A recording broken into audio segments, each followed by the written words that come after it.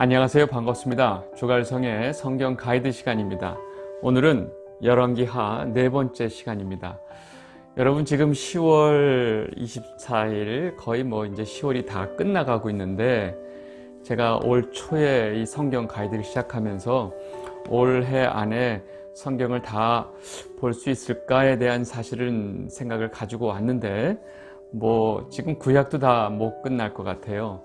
그러면 올해 12월까지 어디까지 진도를 나갈 수 있을까? 저는 모릅니다. 오직 주님만 아십니다. 그래서 우리가 매번 열심히 여러분들 성경을 잃지 않고 끝까지 읽어주시면 좋겠습니다. 여러분 성경을 보는 거는요 굉장히 인내가 필요합니다. 인내를 가지고 같이 공부했으면 좋겠습니다.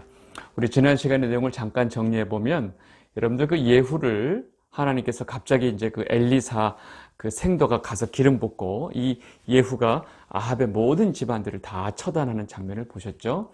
그리고 이제 그의 아들들 70명도 다 죽이고 또 심지어 이세벨은 당연히 죽었고 이후에 바알과 아세라를 섬기는 모든 사람을 한 곳에 모아놓고 이들을 다 처단하고 바알과 아세라의 그 상과 그 신당들을 다 깨부시는 엄청난 일을 했죠. 이제까지 아무도 할 수 없었던 일을 예후가 아주 이 일을 잘 했습니다. 하나님께서는 예후가 행한 이 일에 대해서 내 마음에 있는 것을 네가 잘 행하였은즉 내가 앞으로 네 이후에 자손들이 4대까지 이 이스라엘의 왕위를 내가 보존하겠다라고 사실 말씀을 하시죠.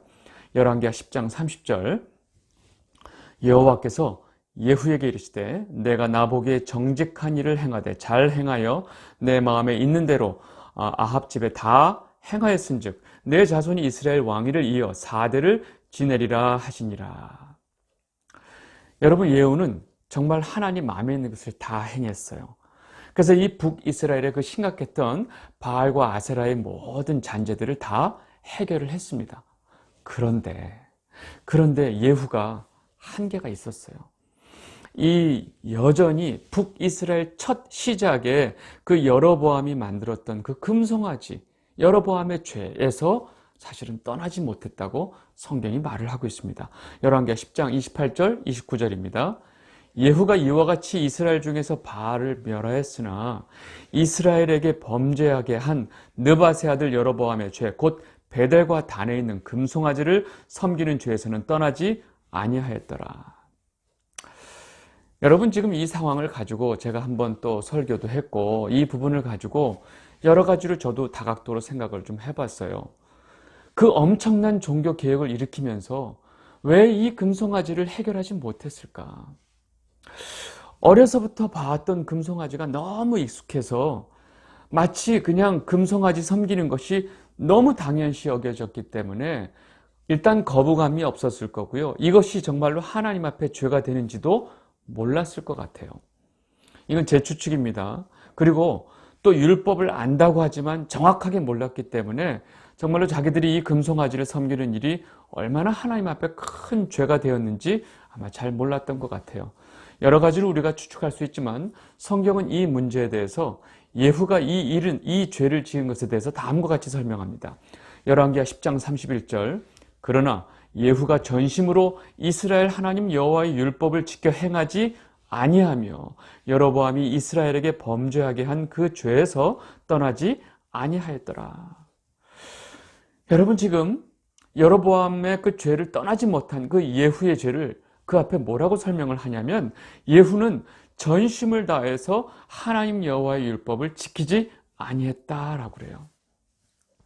여러분 율법을 지키는 것에 가장 중요한 것은 바로 전심으로 마음을 다해서 여러분 사실은 성경 전체적으로 보면 하나님의 율법을 전심으로 지킨다고 하는 것은 사실은 전심으로 여호와 하나님을 사랑하는 것과 같은 맥락입니다.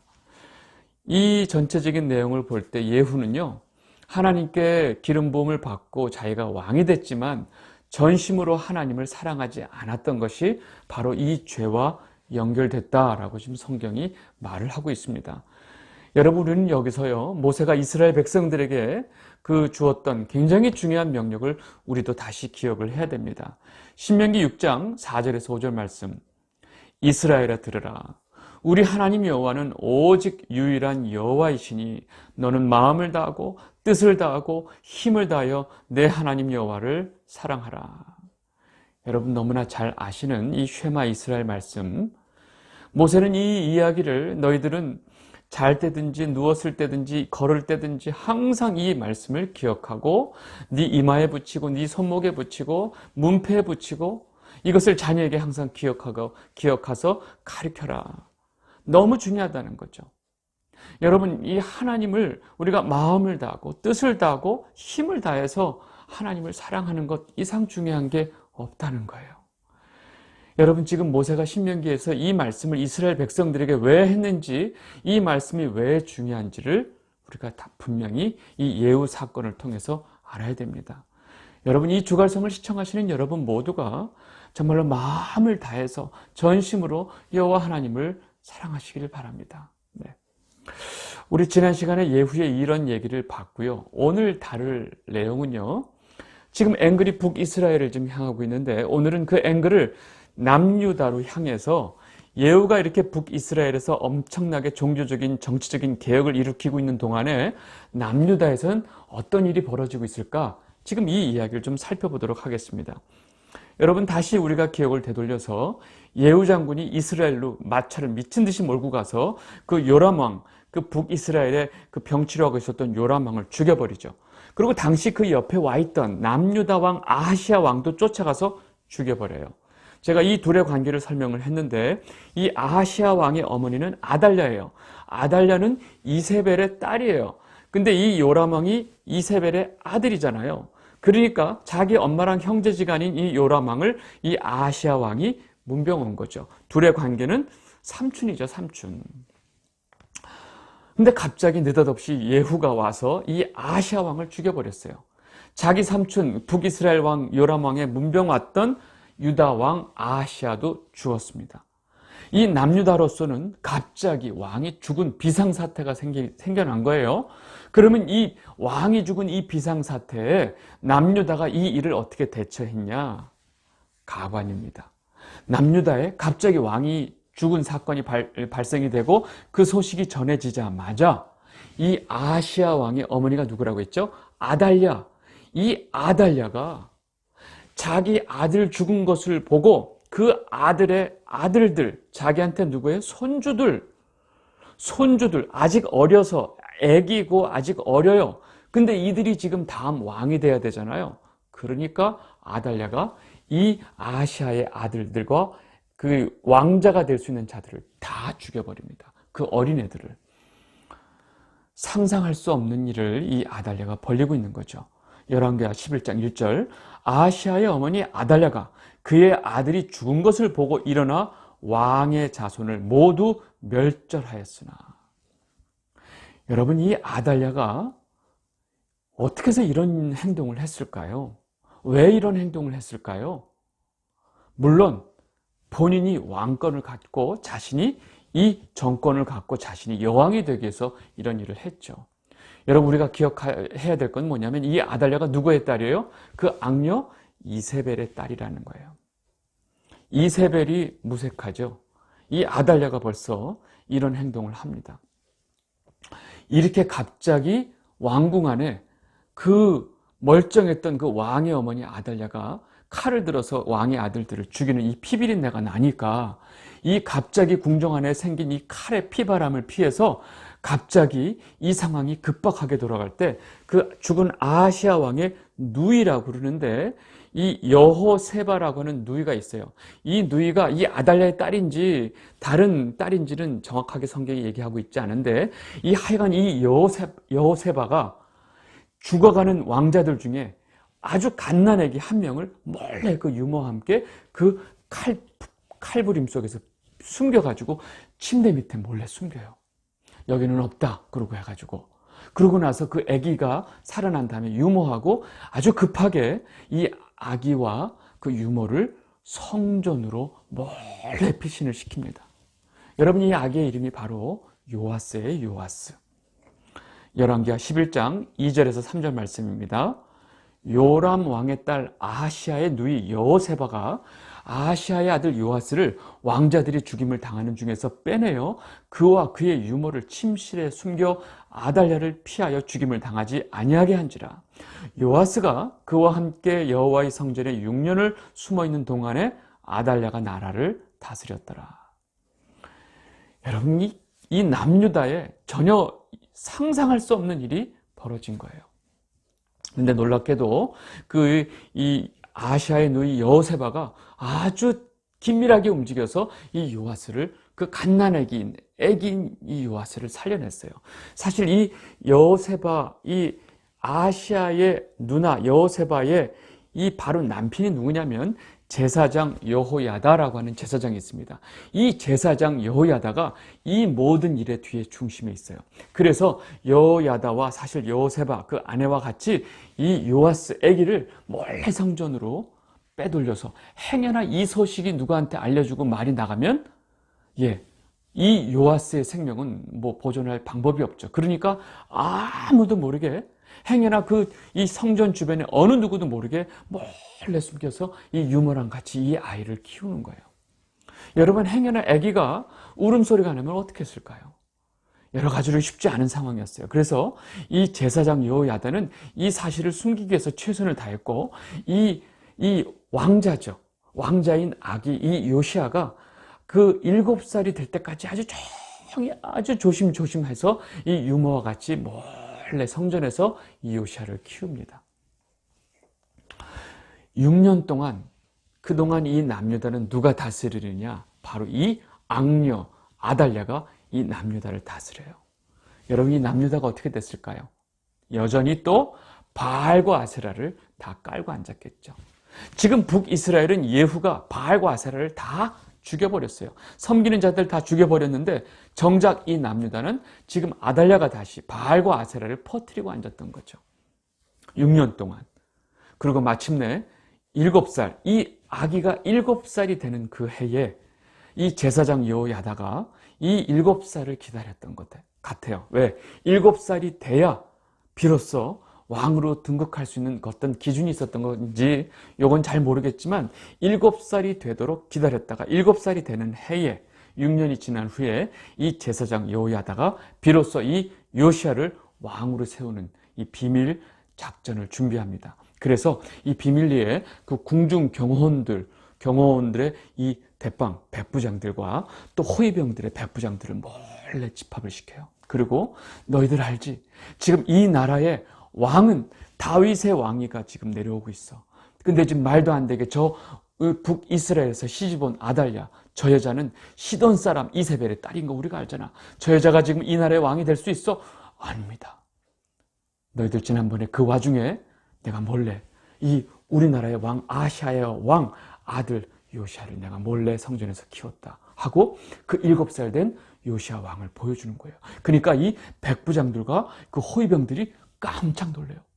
세상에, 하나님께서 우리나라를, 이 남유다를 지키셨군요 하고 이들이 이제 비로소 회합을 하게 되는 거죠. 그리고 우리가 앞으로 어떻게 해야 될지에 대해서 이 제사장 여호야다가 다 지시를 내려요.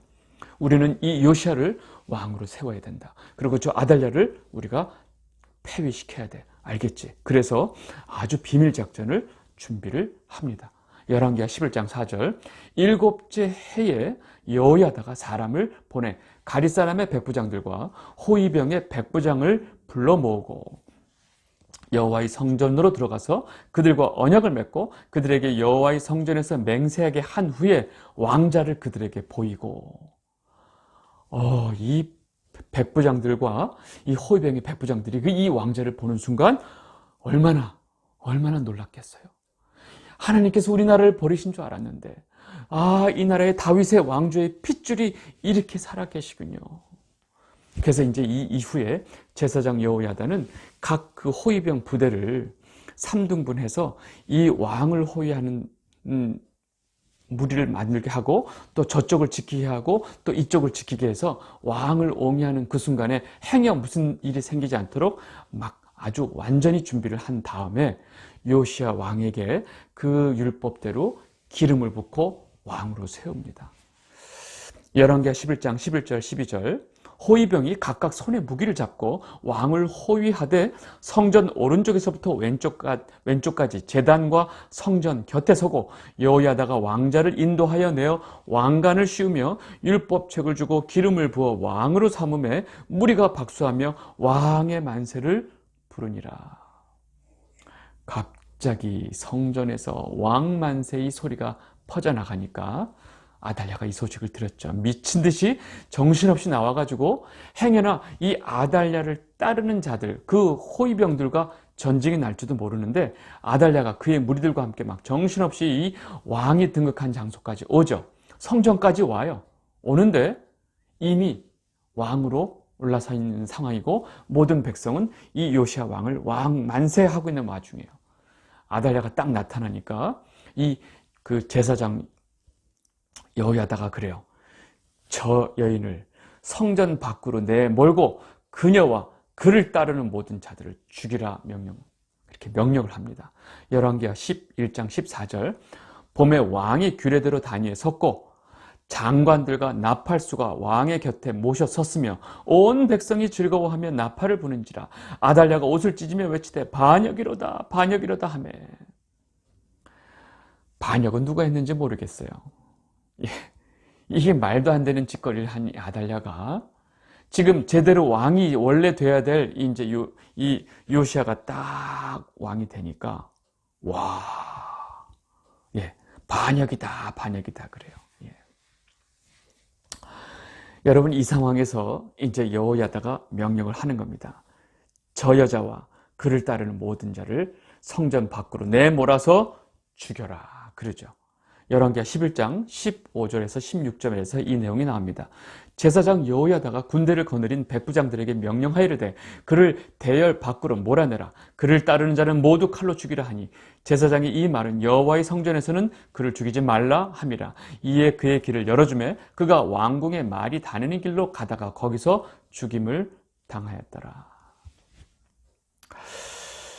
여러분 지금 결국은 이 남유다가 이렇게 7년 만에 이 아달랴의 반역이 정리가 되는 거죠.